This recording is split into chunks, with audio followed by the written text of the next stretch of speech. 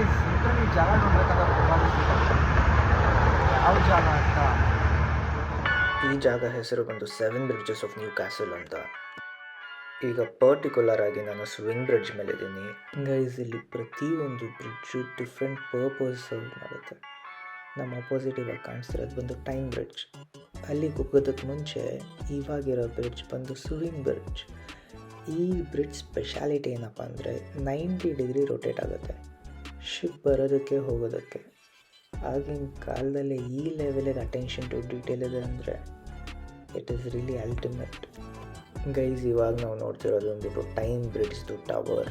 ಇದು just 4 tower ಇವಾಗ opposite ನೋಡ್ತಿರಲ್ಲ, ಅದೇ ಥರ 4 ಟವರ್ ಯೂಸ್ ಮಾಡಿ ಬಿಲ್ಡ್ ಮಾಡಿರೋಂಥ ಬ್ರಿಡ್ಜ್. ಈ ಒಂದು ಆರ್ಚ್ ಡಿಸೈನಿಂದ 4 ಟವರ್ ಸಪೋರ್ಟ್ ತೊಗೊಂಡು ಸಿಂಗಲ್ ಸ್ಪ್ಯಾನ್ ಬ್ರಿಡ್ಜ್ ಕನ್ಸ್ಟ್ರಕ್ಟ್ ಮಾಡಿದ್ದಾರೆ ಗೈಸ್. ಬ್ರಿಡ್ಜ್ ಮೇಲಿಂದ ವ್ಯೂ ಈ ಥರ ಕಾಣಿಸುತ್ತೆ ನೋಡಿ.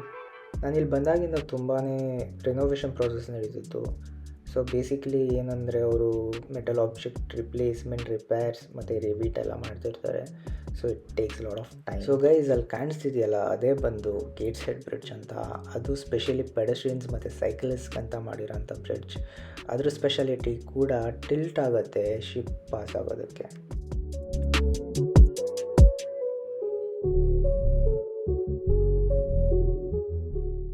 ಈ 7 ಬ್ರಿಡ್ಜಸ್ಸಲ್ಲಿ ನನ್ನ ಐಸೈಟಲ್ಲಿರೋದು ಬರೀ 4 ಬ್ರಿಡ್ಜಸ್ ಮಾತ್ರ. ಇನ್ನು ಮಿಕ್ಕಿ 3 ಬ್ರಿಡ್ಜಸ್ ಸ್ವಲ್ಪ ಡಿಸ್ಟೆನ್ಸಲ್ಲಿದೆ. ಅದು ಅಲ್ದಿರ ಈ ರೋಡಲ್ಲಿ ಸ್ವಲ್ಪ ರೆನೋವೇಷನ್ ವರ್ಕ್ ನಡೀತಿರೋದ್ರಿಂದ ನಾನು ಆಪೋಸಿಟ್ ವೇಯಿಂದ ವೀಡಿಯೋ ಮಾಡೋಕ್ಕೆ ಕೂಡ ಕಷ್ಟ ಆಯಿತು.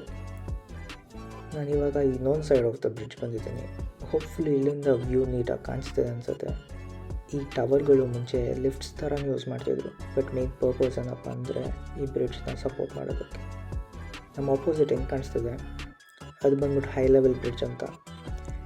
ಅದ್ರ ಮೇಲೆ ಟ್ರೈನ್ ಮತ್ತು ಒಳಗಡೆ ರೋಡ್ ಮತ್ತು ಪೆಡೆಸ್ಟ್ರಿಯನ್ಸ್ ಓಡಾಡೋಕ್ಕೆ ಜಾಗ ಇದೆ.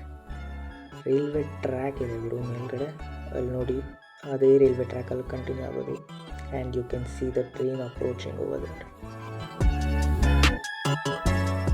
ಇಲ್ಲಿದೆ ಸುತ್ತಮುತ್ತ ಫೋಟೋಸ್. ಹೋಪ್ಫುಲಿ ನಿಮಗೆ ವಿಡಿಯೋ ಇಷ್ಟ ಆಯಿತು ಅಂತ ಅಂದ್ಕೊತೀನಿ. Show me some love. Until next time, signing off. Tada, bye bye.